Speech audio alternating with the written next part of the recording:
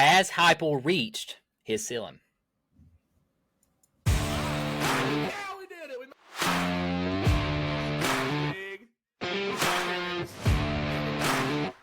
Big.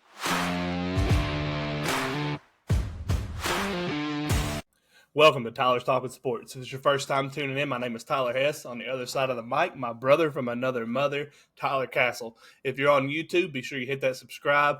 If you're on Facebook and watching this thing, be sure you give us a like, a follow, and if you don't care, maybe share the video if you like it. Also, give us those comments, guys. Let us know your take on this question. And the question we got, has Josh Heupel reached his ceiling with the Tennessee Vols? What do you think, Castle? No. Plain and simple. So it's just like the question of, is Ohio State overhyped? I had the same answer. No. How in the world could you say this is Josh Heupel's ceiling? This is the first time we've got the college football playoffs in this format, and they made it in. And they're probably, let's just be honest, they probably lost to the national champions of this season. So I don't feel too bad. I don't think this is his ceiling. He's been there since 2021. All we have seen from Heupel is complete progress from where Tennessee was at since 2007. In 2021, they went 7-6. 2022, 11-2, with Hendon Hooker getting hurt that season as well. 2023, they go 9-4, so a little bit of bounce back with Joe Milton, which we all expected that bounce back with Joe Milton. And also, too, they lost a lot of the wide receiver core. Lost some very valuable players from that 2022 squad. So 2022 was not just a one-and-done season is what I'm getting at with Heupel. Heupel just finished this season 10-3. He has a 750 percentage of wins pretty much every year. He's 500 or 750 since he's been with Tennessee. That's the best we've seen since 2007. So, no, I don't think Heupel has hit his ceiling. His strength of schedule this year was harder than last year.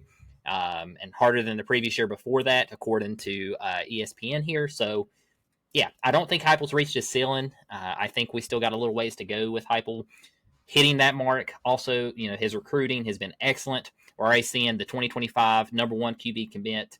Faison is already committed to Tennessee for the next coming season. So, future looks bright. If I'm a Tennessee fan, I like what I've seen from Heupel, what he's done on the field, off the field, how he continues to mold 3-star, 4-star players into these key playmakers on the team. So, no, I don't think this is Heupel's ceiling. Well, I agree with everything you said there, but I also look at it this way too. He's had some astronomical recruiting classes, the Hendon Hooker year, getting that transfer in there. What he had this year coming in, I mean, I really feel like they should have beat Ohio State, but I think he got out-coached in that game. And I just wondered if maybe the moment was too big for him. And my other big red flag here with Tennessee this year, just focusing on this year, was Nico didn't improve from week one to playoff game. Like, I didn't see any improvement in progression and reading a defense. I didn't see any pocket presence being established there. I didn't see no confidence being built in Nico. Granted, I know in the Ohio State game he tried to put the team on his back. He did. Then I look at Heupel. He shouldn't have put the freshman quarterback in a situation where he had to put the team on his back. He should have been able to use that running game. Let's not forget Dylan Sampson was out that entire game. Yeah. But I mean 4 or 6 snaps, something like that. But he was out pretty much the entire game. So who are you going to lean on? You got to lean on Nico. Yeah, but I mean, we've all stated the fact that obviously Sampson wasn't hurt, because if he was hurt, he wouldn't have came back in the fourth quarter and carried it 3 times. But I just look at some of the people that's left. I know we've had some come back, but I mean, is Heupel as good as advertised, or has he got lucky? Has he got lucky that he's got good recruits that fit his play scheme?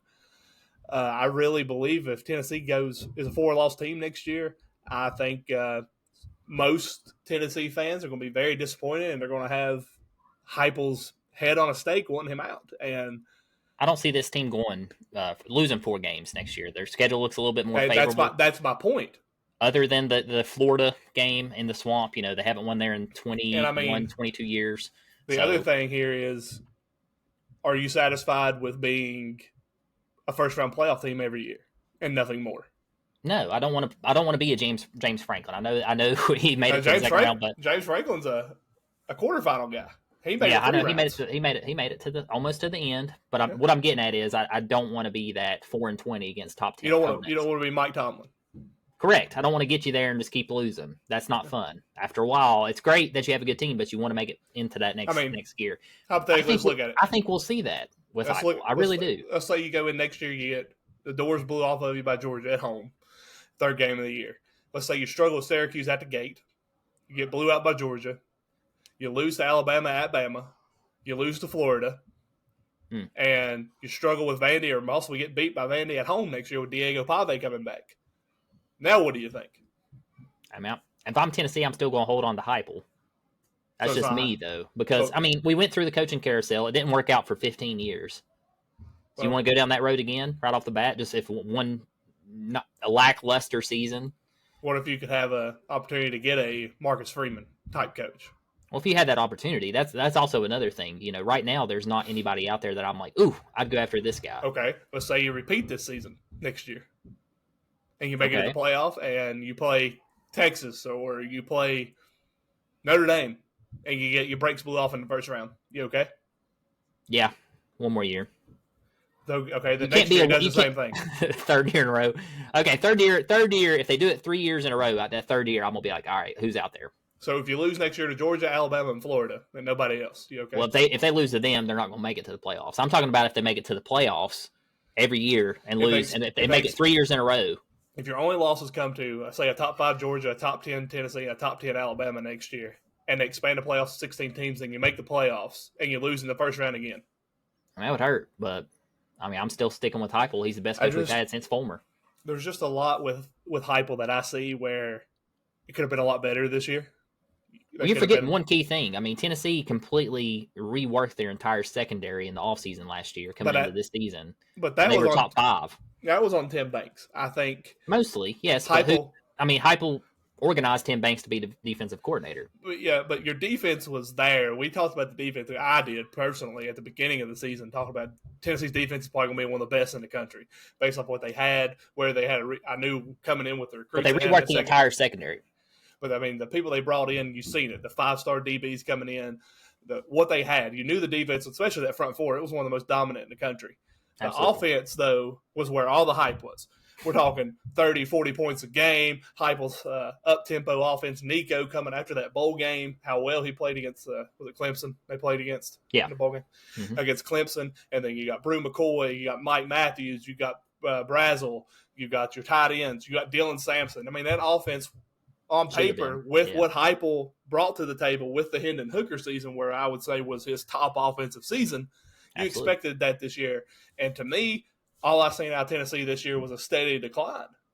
I wouldn't say steady decline. It was just you didn't know what you were going to get. And two, one big downfall, not only was the offense this year, but I think losing Alex Golish really did play a huge role because now Heupel's making the calls over Joey Hazel. I think we need to work something into, actually letting the offensive coordinator do his job.